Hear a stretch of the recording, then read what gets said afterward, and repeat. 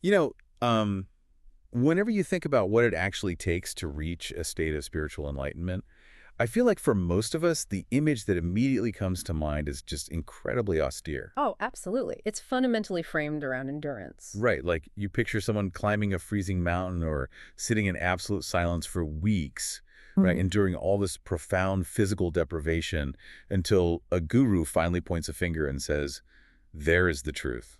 Yeah, because across so many traditions, we have this deeply ingrained expectation that ascending spiritually requires, well, a certain amount of suffering, or at least a very strict, heavy rejection of worldly pleasures. We just assume the path is supposed to hurt a little bit. Fasting, vows of silence, strict isolation. But what if I told you there's a spiritual framework where that grueling mountain climb just doesn't exist? I mean, that sounds pretty appealing. Right. What if the prescribed path to enlightenment actually involved eating watermelon, playful flirting, and Mm. just laughing with whoever happens to be around? Which is just a total inversion of the traditional spiritual script. I mean, it takes the heavy, solemn pursuit of the divine and injects it with this almost radical sense of play. Exactly. So welcome to the deep dive. Today we're taking you into a truly fascinating and honestly highly unusual document. It's an essay written in 2011 by an author named Feng, and it is titled, Here is the Cradle of Becoming an Immortal. It's quite a title. It really is. And in this text, the author lays out the philosophical blueprint for a very specific earthly utopia. He calls it the Life's End Mansion's second home. And our goal today is to really examine the architecture of this text for you. We are going to look at its highly unique synthesis of ancient philosophies, its completely reinvented path to spiritual ascension, and, well, some behavioral rules that are, frankly, going to challenge everything you think you know about utopian communities. Okay, let's unpack this. Because to really grasp what this second home is trying to achieve, we have to look at the foundation first. Right, the cosmology. Yeah. Right out of the gate, Zhuofeng makes this massive cosmological claim. The text states that this community isn't just, a nice place to live. It is a direct copy of the thousand-year realm of the kingdom of heaven. Which is a bold statement. Very bold. Right. But the way they get there is by blending the teachings of Jesus Christ, the Buddha, specifically Shakyamuni, and the Taoist philosopher Laozi. If we connect this to the bigger picture, it's a really fascinating theological triad. By bringing these three specific figures together, the author is attempting to build this unified theory of spiritual cultivation. So it's not just picking one path. No, exactly. You have Jesus representing the kingdom of heaven and the concept of boundless love. Then you have the Buddha providing the mechanics of consciousness and non-attachment. And finally, you have Losi contributing the Tao, which is the idea of moving in perfect natural flow with the universe. It's essentially a spiritual supergroup. You're taking the lead singers from Christianity, Buddhism, and Taoism and asking them to harmonize to create an entirely new genre of existence. That's a great way to put it. But how does that harmony actually work in practice? The text argues that the universe is made up of three foundational elements, right? Consciousness, structure, and energy. And to reach this kingdom of heaven, you have to upgrade your antimatter structure of life. Yes, the antimatter structure. It's important to understand here that the author is borrowing terminology from physics to describe a metaphysical reality. Okay, so it's not literal antimatter like in a sci-fi movie. Right, right. In this cosmology, your physical body is just the temporary housing. Your antimatter structure is the actual eternal blueprint of your consciousness. So it's not just some vague concept of a soul floating around. Yeah. It is a highly specific structural scaffolding. Like if you have a low-level consciousness, your antimatter structure is dense and heavy, keeping you tied to the suffering of the human realm. Exactly. But if you elevate your consciousness, that structure actually changes shape. It becomes lighter, higher in frequency, and it upgrades to an immortal level. And the most compelling part of this framework for me is how tangible the text makes it. Because the author insists that you don't need, like, a mystic to read your aura to know the state of your antimatter structure. No, not at all. The text argues that the Tao, that underlying principle of the universe, manifests in form and function. Which means the exact shape of your invisible antimatter blueprint is perfectly 100% visible in your everyday speech and behavior. Which is wild because it means we aren't talking about hidden spiritual realms anymore. We are talking about Wednesday afternoon at the grocery store. Exactly. So if we can see this structure, how do we know what we're looking at?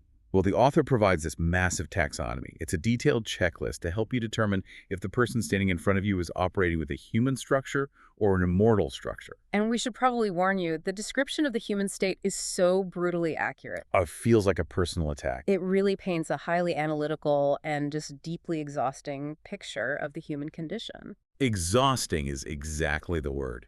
Because according to the text, the human state is fundamentally defined by friction. It is jealousy, complaining, anger, resentment, and anxiety. Humans are described as selfish, controlling, arrogant, and constantly calculating. Always obsessed with personal gains and losses. And the text really zeroes in on suspicion as a core human trait. Suspicion, yeah. Just think about the cognitive load of navigating the modern world.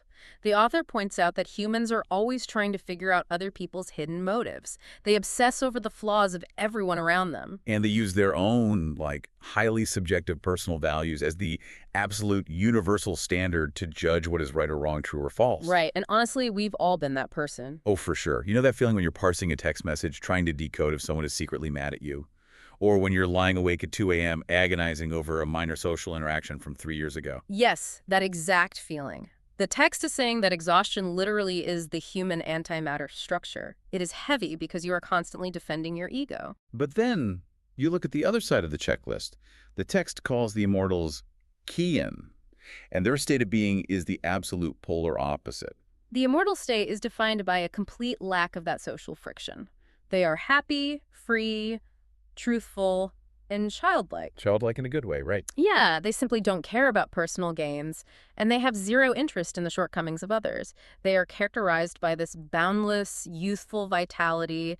They basically just want to play. There is this really beautiful metaphor the author uses here that I love. An immortal is described as blooming naturally, like a flower. They don't care if it's raining or windy out, and they certainly don't care about the opinions of the people walking by. Right, whether they're a majestic peony flower or a piece of floating duckweed or just a humble dogtail flower growing out of a crack in the sidewalk. They just happily express their true nature. It is a profound level of self-acceptance. A dogtail flower doesn't spend its energy wishing it had the vibrant colors of a rose, you know? It just does the work of being a dogtail flower. Okay, but I do have to push back on this a little bit, because it sounds idyllic. But practically speaking, it raises a huge red flag for me. How so? Well, if an entire utopian community is just playing, laughing, and acting like unburdened, carefree children, who is actually running the place? I mean, who is balancing the checkbook, fixing the plumbing, and actually harvesting the watermelon? You can't sustain a society on just vibes. That is the logical trap that most people fall into when evaluating utopian philosophies. Absolutely. To understand how the second home actually functions, you have to look at the text's core requirement, which is that immortals have no mind. Have no mind. Right. Now, in Western thought, having no mind implies you are vegetative or foolish. But in this Eastern philosophical context, it aligns perfectly with the concept of wu-wei, or non-action. Oh, right. And non-action doesn't mean sitting on the couch doing literally nothing. It means action without the ego's interference. Precisely. Having no mind means they still chop wood and carry water, but they do it naturally, without the agonizing overthinking and complaining that defines that human state we talked about. So they aren't scheming about how to avoid the work or resenting the person who isn't working as hard? Exactly. They are in a state of flow. So the community's logistics are handled, but the narrative of burden is completely removed. I see. So the spiritual maturity here isn't about becoming a solemn monk who takes on the heavy burdens of the world with a grim face. Spiritual maturity is doing what needs to be done with the light, unburdened energy of play. Which sounds incredible, right? It really does. I think anyone would agree that dropping all that social anxiety and just blooming like a dogtail flower is a pretty appealing pitch. Yeah. But the million-dollar question is the mechanism. How do you actually rewire your brain to get there? And this is where the text deviates wildly from almost any other spiritual tradition, because it doesn't suggest 20 years of silent meditation in a monastery to achieve this state. No, it definitely doesn't. It outlines a path that requires nature, love, and the Tao. And it provides a very specific shortcut to achieve a state where, as the text says, the mind has no dwelling. Here's where it gets really interesting.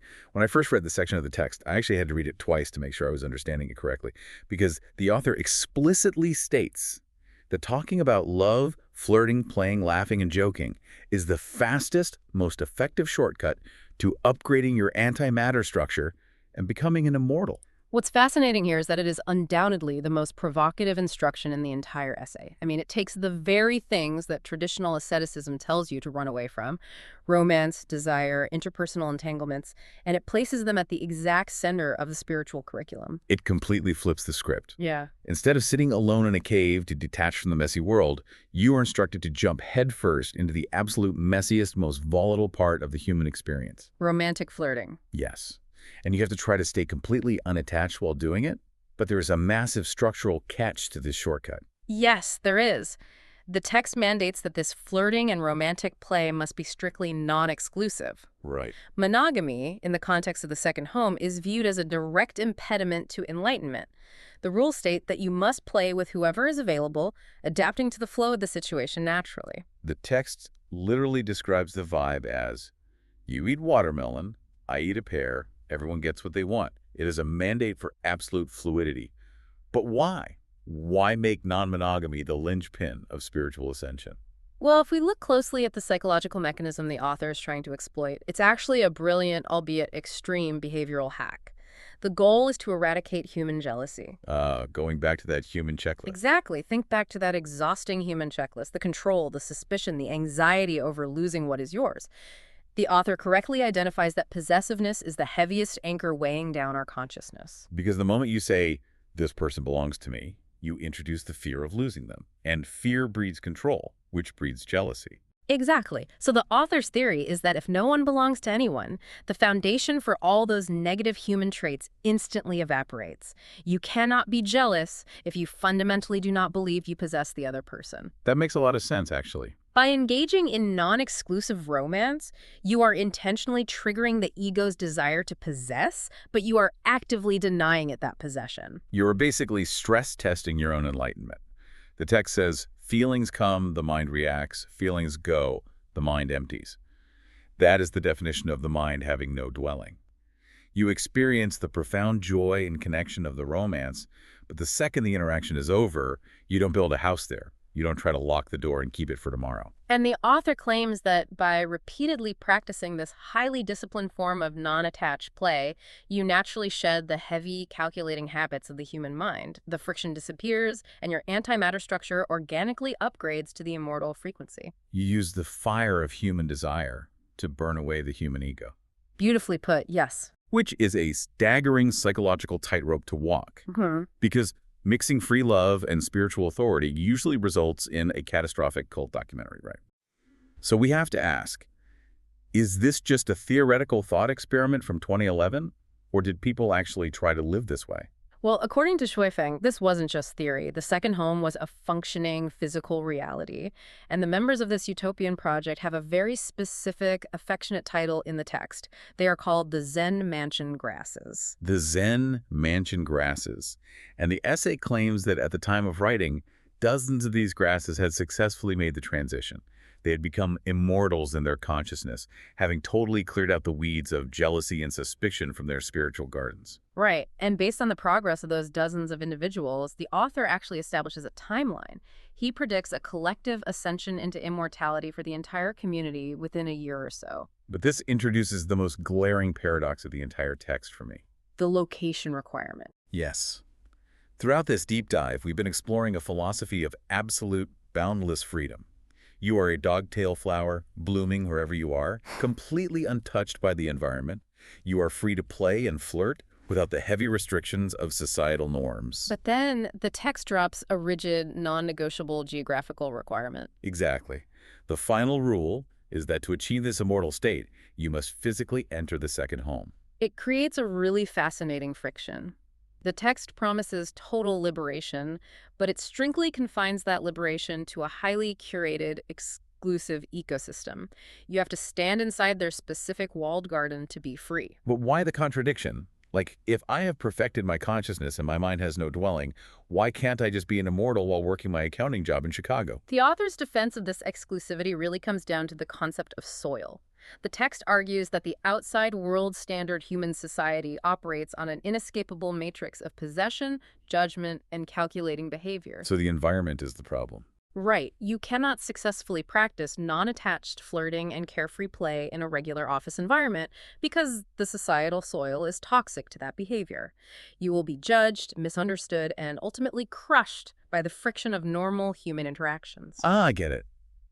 You can't hack human jealousy if society constantly demands that you participate in jealous structures. So the second home isn't just a nice place to live, it is a required quarantine zone. A quarantine zone is a great way to put it. It is a controlled laboratory where the variables of normal society have been removed so that this specific psychological experiment can actually function. Precisely. It demands your physical participation because the author believes it is literally the only environment where the antimatter structure can safely undergo that final transformation without being dragged back down by the gravity of the human world. So what does this all mean? It really forces you to take a step back and look at the architecture of our own lives.